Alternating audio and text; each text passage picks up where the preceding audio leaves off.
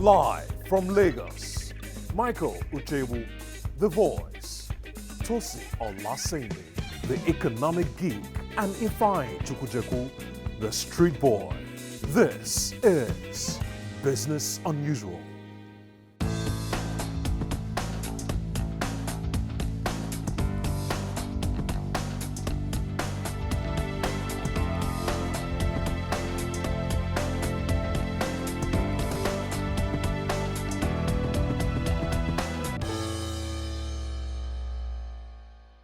Hello and welcome to Business Unusual. I'm Michael Uchebu, and here with me are my co-hosts, Tosi and Ifeanyi. So guys, tell me, how has your week been?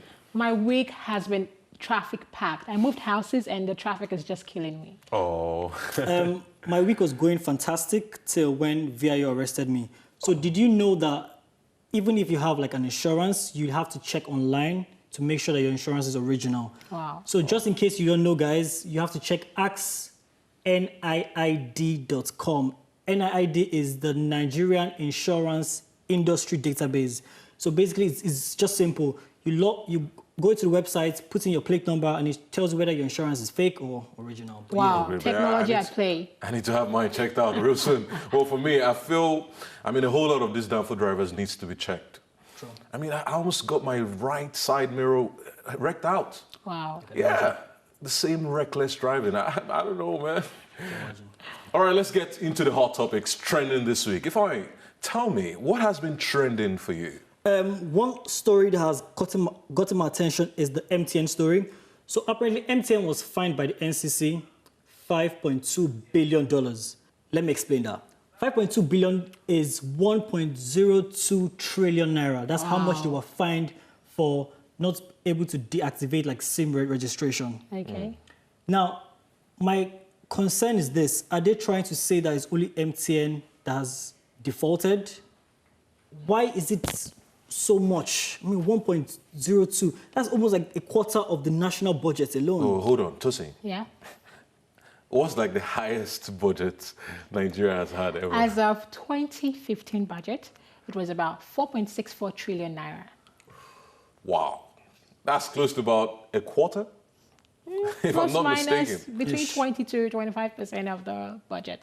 But I guess that I see where you're coming from, that's a lot of money. However, laws are laws. You know, the NCC did stipulate that for every SIM that hasn't been deregistered, you know, if that hasn't deactivated, if it wasn't registered, they were going to charge them 200,000 naira per SIM. And all the players in this sector, they knew about it. So it's actually, I see where you're coming from about the large amount, but a law is a law. Why do I sense a witch hunt somewhere? I mean, MTN is not the only mobile network operator. You have Etisalat, you have Airtel. I mean, why single out MTN? Okay, No, I mean, not just MTN. Other network providers have had these issues in the past. No, I wouldn't say it's a witch hunt. Because I guess the question, you're right, the question we should be asking is, why is it possible that Globalcom, Etisalat, and Airtel did not fall prey to this? But I wouldn't say it's a witch hunt because, number one, they were aware of the laws. Number two, they breached the law, and now the repercussion is here. Can I clarify something? For that, it's not a witch hunt. Sorry, can I clarify something? Okay. So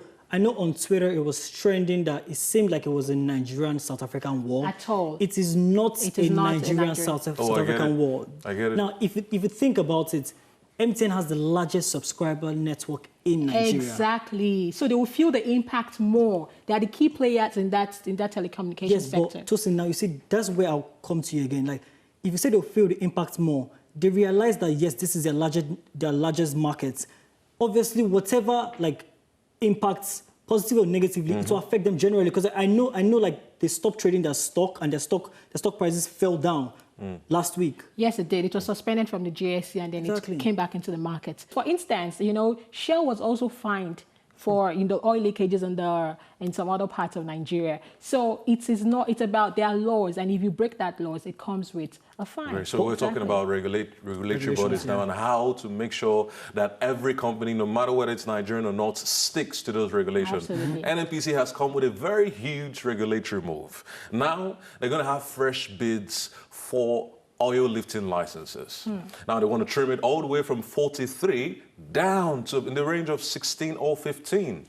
And the reason they're giving for this is in the past, they've had a whole lot of people, like 43 amount of contractors that come in for such things, but they can't really control what gets in, who comes, and what the person takes out from, and they can't even guarantee that all these 43 contractors come and take the same amount of oil at the same time. Yeah. So basically what I perceive from all this is they're trying to pump in some form of, transparency, right? And also something that can stabilize the oil price. So Nigeria doesn't contribute to the global oil price issue that we're having now. So they want to check it down here and make sure that it gets hold of everything that comes into the country. I think for me, I also like the clear channel they're going through.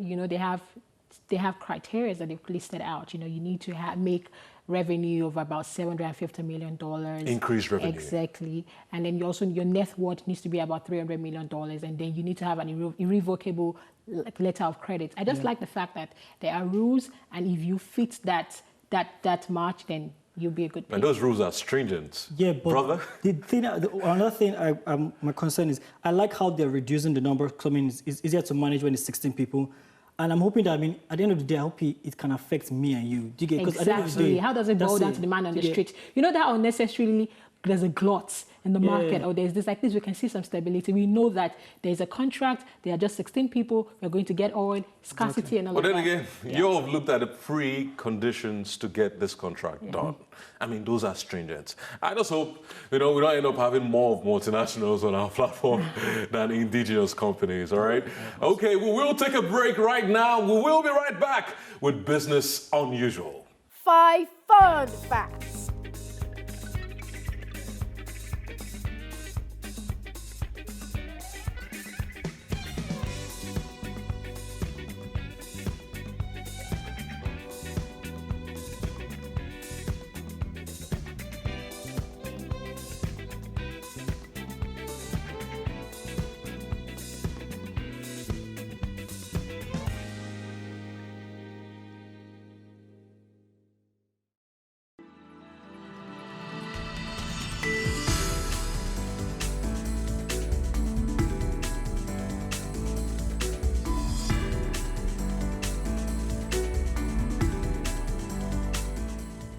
Welcome back. This is Business Unusual, and we're taking a look at trending hot topics this week. So, Tosin, yes. We want Nigeria to devalue the currency, right? Can you shed more light on that? Yes, the IMF urges Nigeria to devalue its naira. This is amid the uncertainty of the political tension and also the slowing global growth. So now, before we get into it, I guess the question is, what is devaluation? Devaluation is the reduction in the value of a currency against other currency. So for instance, as of June last year, people will pay about 160 naira for a dollar.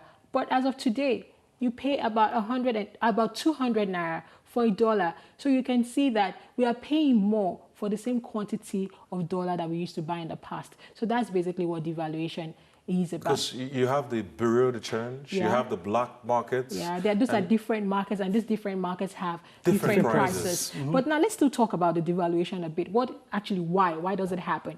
Nigeria's key foreign exchange income comes from crude oil, over 70% of it. So let's do this. Let's say Nigeria used to earn foreign exchange income of $1 million.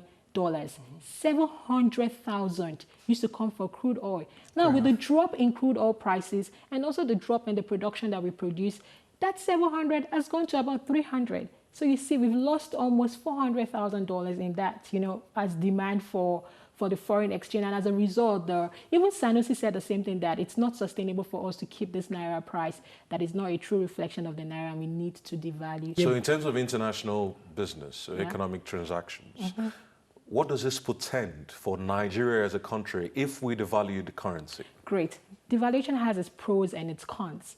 Its pros is that it makes its export market more attractive. So for instance, if we've devalued by almost 20%, so what an exporter used to sell for 10,000 naira, automatically he starts getting 12,000 naira for that same product without adding any value to it, which is fantastic. It would have been a great situation if Nigeria was huge on export, but we are not. Just 7% of our GDP goes to manufacturing, and even that manufacturing feeds the local market, you understand? We are an import-dependent country, so we are not even able to completely gain the advantages of a devalued currency. And that's So how do you stand to gain but from I mean, this? but I mean, if you think about it, I mean, I can't understand where the CBN is coming from. Yeah, I do. Because I mean, like, they don't want to devalue if you devalue, it causes a sort of like inflation on like a weaker currency. Definitely. And like you have seen, our inflation has been on a steady Yes. climb. I mean, it was 9% in January. We're currently sitting down on an inflation of...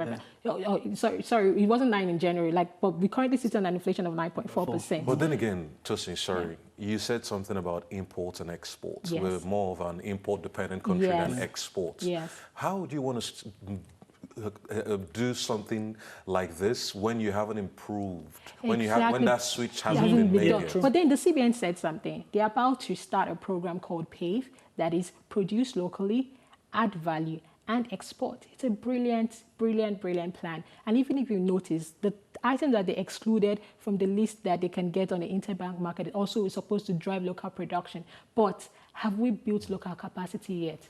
So I guess that's the question we need to keep asking us, how we can do that transition smoothly. Right. Hey, but speaking of which, guys, I mean, have you guys seen like the hashtag trending on Twitter? It's called the 5K hashtag. Now, basically, there's this thing going on where the Senate wants to give youths 5,000 naira. I mean, unemployed youths. And obviously, majority of people in the Senate said, no, they can't. Now, this story was trending about 5K. Now, before I go deep into it, what exactly we do with 5K? Well, for me, 5K, I'll probably get 5 gig with it. And you know what 5 gig will do? True. So what will you do with 5K? I can't think of something now, but 5,000 is about 25% of the minimum wage. Exactly. Oh, yeah. Yes, that's a quarter of someone's minimum wage. And you come to think that, how many people have access to 5,000 in a month? Exactly. Because, I mean, I was speaking to one of our camera guys, Uzezi, and he was talking about how, like, 5K, some people haven't even seen 5K to eat.